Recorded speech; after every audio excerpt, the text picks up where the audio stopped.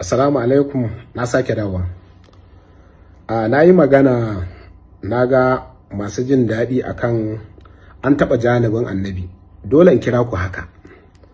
Mu muna ɓangaren kariya da kuma cewa an yi ba daidai ba. Ku kuma kuna ɓangaren da kuke ganin abin yi muku daɗi. Kuna ɗaura gindi amma ci gaba da yi. Ba ku ji kunyar Allah ba, ba ku ji kunyar manzon Allah ba, ba ku ji kunyar duniya ba. Tunda ba ordinary ga magarin iyayenku aka gaya wannan magana ba, kuke jin daɗi. To mu muna nan akan bakanmu. Masu cewa yaya mawaƙi ne ma mai rawa da kaza da kaza da kaza. Ai ba ni za ku duba ba. Magana ba ake ta annabi. Kariya nake bayarwa. Idan ni za ku yi ta zagi ni zan ji daɗi. Duk wani aibu da wani abu ku tattaro ku gaya mun, ni ku kyale min manzon Allah na. Ku kyale min annabi na, to zan iya bacci.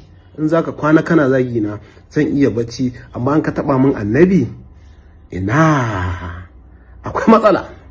Billahi allazi la ilaha illa huwa annabi yafi uwa, yafi uba, yafi dan uwa, yafi abokin business, yafi uban gida, yafi dukiya, yafi duk abin da kuke tunani.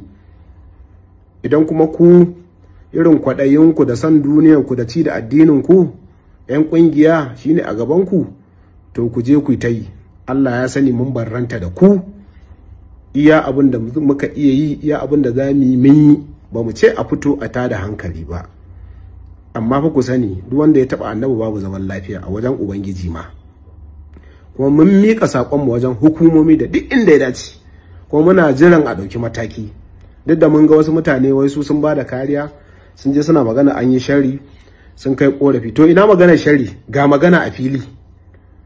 Ba magana ake ta wai yarda da cewa an haifi annabi da kwalli ko ba shi bane mahallin shahid.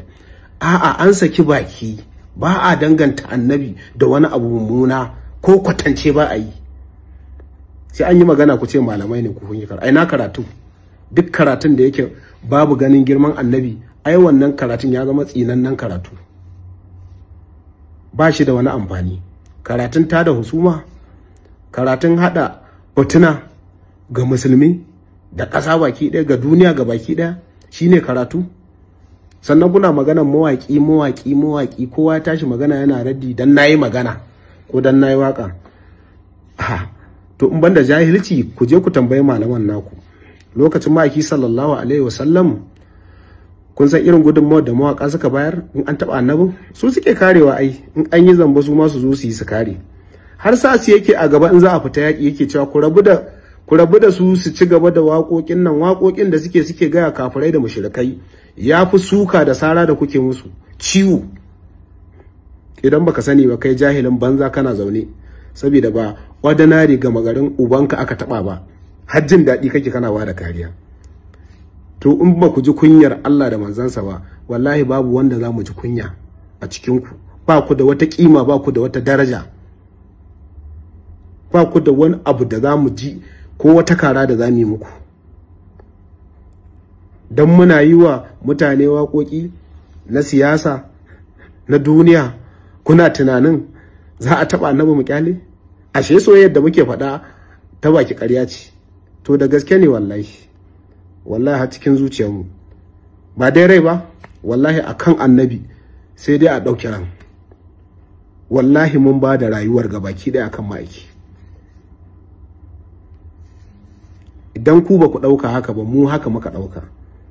Sannan muna magana ne a yi adalci, an saki baki ga ma'aiki, an danganta shi da abin da an kwatanta shi da bai kamata a yi wannan kwatancen ba.